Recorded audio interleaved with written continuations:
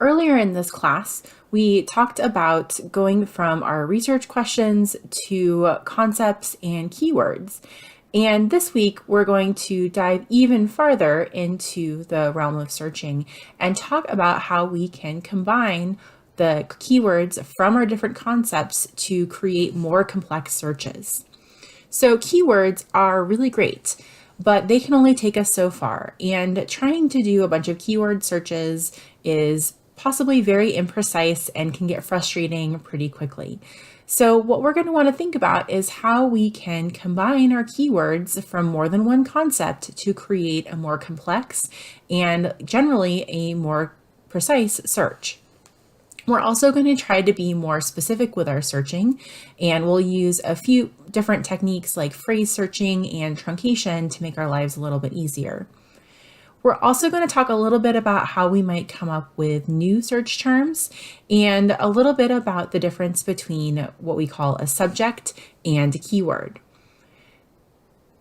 So we have some different options when we want to start combining complex concepts. One is similar to what we've done in the past, and that is just typing in keywords that represent our concepts into a search box.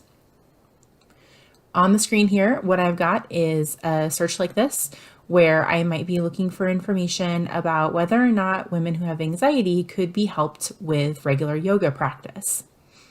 The next step is going to be to learn about Boolean operators. These are words that tell a computer how we want to relate different keywords. So for example, I might want to have multiple keywords for the concept of yoga or multiple keywords for the concept of pregnancy or pregnant women. And Boolean operators allow me to combine those keywords.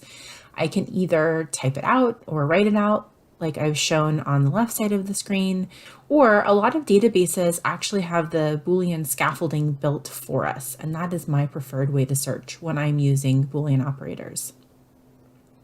Another way we can learn how to search is by using subject terms, and you're going to learn again a little bit more about what these are this week. And we can use the database to specifically find our terms as subject terms if we know or if we have identified that those terms exist. So we have a few different options for how we can take the next step in being more complex. This week, you're going to focus on your search statements. In particular, really focus on Boolean operators, and then you're going to learn a little bit about phrase searching and truncation, which you'll add to your Boolean. And then you're going to learn a little bit about the difference between keywords and subject headings. And so subject headings are tools that we can use to make our search really precise and really specific, or they could just be inspiration for new keywords. Either way, they're super helpful, and I hope you learn a lot this week.